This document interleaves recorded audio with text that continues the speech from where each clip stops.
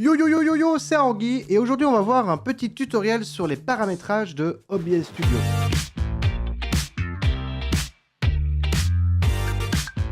Si tu es débutant ou si tu es expérimenté, eh ben écoute, je vais te proposer une série de vidéos pour pouvoir voir tout de A à Z et finalement, avec les connaissances que j'ai déjà depuis 4-5 ans de stream, on va pouvoir développer tout ça ensemble. Donc la première chose que tu vas faire, c'est que tu vas te lancer OBS Studio. Tu tapes OBS Studio dans ta barre de recherche. On va aller rechercher tout simplement le programme. Alors vous allez me poser peut-être la question, mais pourquoi on n'utiliserait pas Streamlabs OBS, Mail Studio, etc. Mon expérience me montre qu'OBS Studio est la plateforme principale sur laquelle tous les autres programmes se sont inspirés. Il faut savoir que c'est un programme open source, donc ça veut dire que les développeurs ont accès au code, et ça va vous permettre, sur le moyen terme, long terme, de pouvoir développer votre live à votre guise. Et ça, c'est vraiment cool. Alors du coup, vous allez télécharger ici le programme, et une fois que vous l'avez téléchargé, vous l'installez où vous voulez. Et une fois que vous l'aurez installé, vous allez mettre votre petit raccourci, vous allez lancer le programme. Alors, si vous lancez OBS Studio pour la première fois, le programme va vous proposer tout simplement de pouvoir pré-régler le programme. Donc c'est ce que nous allons faire ici. Quand vous allez lancer le programme pour la première fois, vous allez vous retrouver sur ce qu'on appelle l'assistant de configuration automatique. Là, il va vous poser 3 questions. Alors, c'est en fonction de vos besoins. Est-ce que vous voulez juste enregistrer? Est-ce que vous voulez diffuser? Essayez de vous poser les questions de comment allez-vous utiliser ce programme, tout simplement. Moi, ici, dans mon cas, je suis un streamer, donc j'ai envie d'optimiser pour la diffusion en direct. L'enregistrement sera secondaire dans mon cas. Et donc là, il va me poser plein de petites questions. Il va me demander le canevas. Alors moi, par défaut, je vous recommande toujours d'utiliser 1920 x 1080, c'est un canevas standard, et de toute façon, hormis YouTube, la plupart des plateformes ne vous permettront pas de streamer en meilleure qualité. Donc restez sur le 1920 x 1080. Au niveau des FPS, tout dépend de ce que vous avez comme matériel dans votre ordinateur. Personnellement, je vous recommanderais toujours de partir sur 60 FPS, mais retenez ceci, il est préférable d'avoir un stream à 30 FPS qui serait fluide plutôt qu'un stream qui serait super saccadé à 60 FPS. Donc moi dans mon cas j'ai le matériel donc je vais aller sur 60 FPS. Ensuite il va me demander de lier mon compte ici. Dans mon cas je ne vais pas le faire tout de suite pour une raison très simple, c'est que mon compte est déjà lié. Je vais le faire ici avec mon compte secondaire. Donc là vous avez une page qui va s'ouvrir, vous allez autoriser votre PC à pouvoir créer les connexions entre l'API etc. de Twitch et d'OBS Studio. Là vous enregistrez votre compte. Je vous conseille évidemment de mettre un maximum de sécurité. Voilou. Là on est connecté. Au niveau des paramétrages, il va vous demander finalement de préférer l'encodage matériel ou non. En général, on va mettre oui. Ici, on va demander test de la bande passante pour estimer le débit peut prendre quelques minutes. Donc, autrement dit, ça aussi, ce sera le sujet d'une vidéo à part pour ce qu'on appelle le bitrate. Mais il va vous demander simplement de regarder, tiens, quel est mon niveau de connexion pour savoir jusqu'où on va aller, etc. Donc là, il fait son petit test, on laisse faire le programme. Et honnêtement, l'assistant de configuration est déjà très bien. Normalement, vous n'avez pas besoin de fouiller dans les paramétrages. Nous, on va le faire un petit peu dans cette vidéo pour comprendre ce que c'est. On va un petit peu fouiller dans l'interface pour que vous puissiez justement régler ou en tout cas essayer de comprendre d'où pourrait venir tel ou tel souci pour vos premiers lives. Donc là, il me dit qu'on va utiliser les serveurs de Paris parce que je suis situé en Belgique, donc forcément, on va aller chercher les serveurs les plus proches. Débit vidéo, il va me dire mettre 6000. Alors, ça, on va pouvoir changer, vous allez voir. Moi, dans mon cas, je suis câblé. D'ailleurs, si vous streamez en Wi-Fi, je vous le dis d'avance, c'est une très mauvaise idée, ce n'est pas stable du tout. Ensuite, ils me disent qu'ils vont utiliser le matériel NVENC qui est en fait mon encodeur de ma carte graphique. Et ensuite, il me dit qualité d'enregistrement haute qualité, taille de fichier moyen, ok, cool. La résolution, je vous l'avais dit, 1920 x 1080. La résolution de sortie de mise à l'échelle, pareil. Là, vous allez avoir les premières fenêtres qui vont ouvrir, qui vont vous permettre pour un début de live à pouvoir voir votre chat et à pouvoir voir aussi un feed qui va pouvoir vous permettre de pouvoir changer le titre du live, de pouvoir mettre si vous faites du contenu professionnel ou non, s'il s'agit d'une rediffusion, pouvoir mettre les tags pour être repéré plus facilement dans l'interface de Twitch, etc. Donc tout ça, c'est des choses qu'on va laisser au début, mais sachez qu'au fur et à mesure des vidéos, on va probablement remplacer ces outils-là pour avoir des outils plus spécifiques et plus précis, plus complets. Donc qu'est-ce qu'on a là? Là, qu'est-ce qu'on a? On a OBS Studio. On va essayer de comprendre ce qu'on a là. Ce que vous avez en haut à gauche ici, c'est ce qu'on appelle le canevas. Autrement dit, c'est ce que vous allez montrer à votre audience. Donc là-dedans, je vois, si là, je vois que j'ai une scène, ok, qu'est-ce que c'est tout ça? On voit qu'il y a des scènes, des sources, mélangeurs audio, etc. Tous ces petits encadrés, on appelle ça des docs. Donc là, on va résumer un petit peu. Nous sommes dans la fenêtre OBS Studio. Dans cette fenêtre, nous avons le canevas, nous avons des docs avec information de diffusion, chat, etc. Ce qui est important à savoir ici, c'est de comprendre que ces docs-là, vous allez pouvoir les bouger comme vous le souhaitez pour pouvoir tout simplement setup votre régie de stream à votre aise. Vous pouvez décider de les mettre en haut, à gauche, à droite. Vous pouvez aussi décider de les imbriquer si par exemple, au fur et à mesure de votre live, vous allez peut-être avoir besoin de plusieurs docs et tout ça de façon très flexible.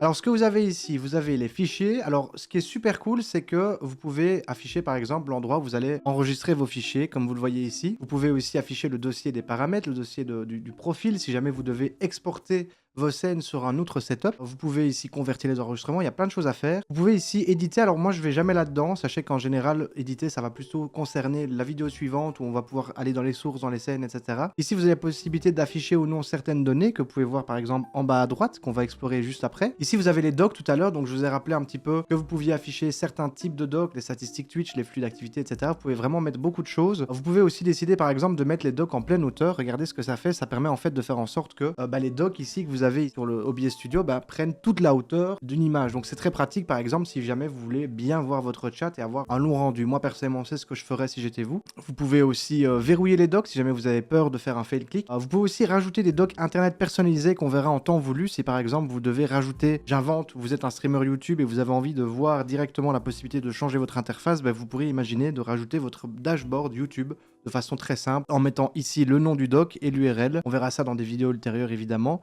Ici, vous avez la possibilité de pouvoir importer ou exporter vos profils et vos scènes. Si par exemple, vous faites un live caritatif, mettons, et que vous êtes sur place et que vous devez prendre tout ça et les mettre ailleurs, là, vous avez les outils. Vous vous rappelez, c'est là où on a vu l'assistance de configuration automatique. Vous avez aussi le gestionnaire de plugins, si jamais vous avez beaucoup de plugins. Vous pouvez aussi rajouter des sous-titres expérimentaux. Il y a même la possibilité de rajouter des scripts. Ça existe, si jamais vous voulez le faire, n'hésitez vraiment pas. Là, vous avez toute une section aide. Alors ici, on va déjà un petit peu augmenter la taille des scènes et des sources. Moi, je vais réduire ici déjà les sources et les scènes, etc. On va déjà un petit peu réduire tout ça. Par exemple, vous avez le mélangeur audio. Alors sachez une chose, c'est un petit détail, vous le faites comme vous voulez, mais en général le mélangeur audio, on va plutôt utiliser la disposition verticale. Donc qu'est-ce que j'ai fait ici? Clic droit, disposition verticale.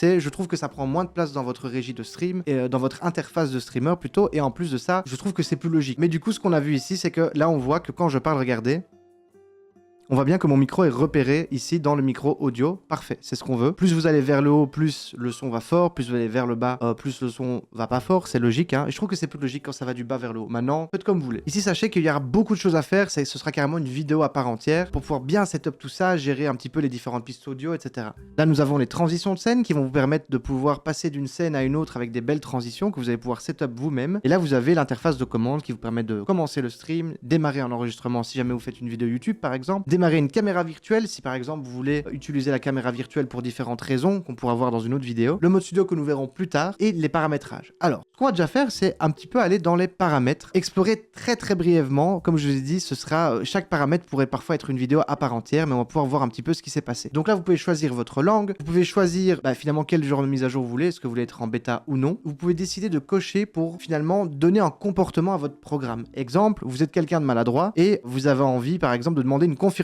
quand vous voulez arrêter le stream. Ça peut être pratique si vous faites un fail click et par inadvertance vous coupez le stream, ça peut être pratique, vous voyez. Donc c'est plein de petites choses comme ça que vous allez pouvoir régler. Je vous recommande tout simplement de regarder à votre aise et de choisir comment vous voulez que votre programme se comporte. J'ai pas vraiment de conseils à proprement parler à vous dire, à part de vous dire de lire et d'essayer de voir ce qui vous intéresse. Donc ça, c'est les générales, c'est vraiment le comportement du programme. Ensuite, nous avons l'apparence, si jamais vous voulez peut-être donner une apparence un petit peu spéciale à votre programme. Ensuite, nous avons la possibilité de changer le flux. Là, par exemple, on peut choisir YouTube, on peut choisir Twitter. Ici, on va rester sur Twitch puisque c'est la plateforme principale de streaming actuellement. Là, vous avez la possibilité aussi de pouvoir choisir dans les options avancées si vous voulez afficher ou non certaines émoticônes spéciales qui ne seraient pas intégrées directement dans Twitch. C'est très spécifique, hein. Et là, on va passer à la sortie. Alors, à la sortie, moi, je vous recommande directement d'aller dans mode avancé qui vous permet d'un petit peu plus explorer les paramétrages de votre OBS Studio.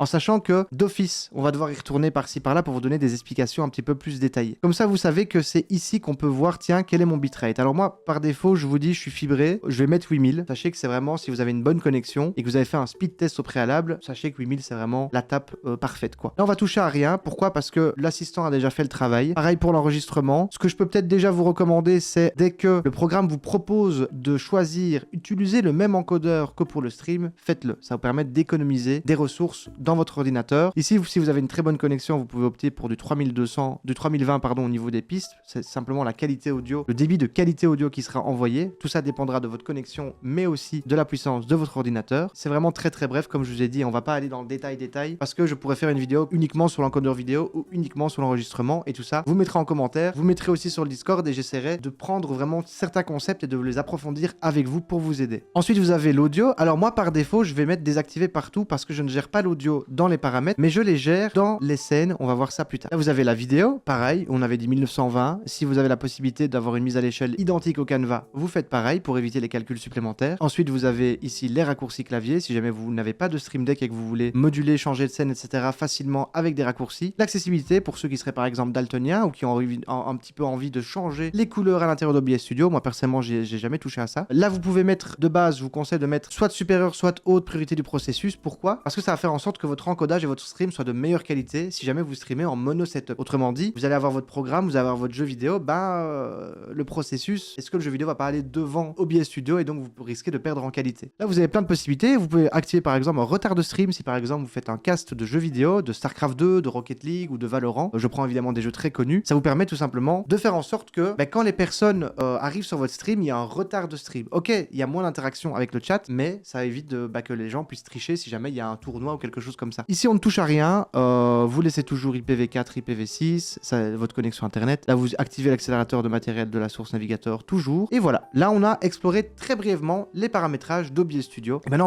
on va regarder un petit peu, tiens, comment on va pouvoir setup vraiment une base de streaming vraiment basique de chez Basic. Mais ça, ce sera le sujet d'une prochaine vidéo.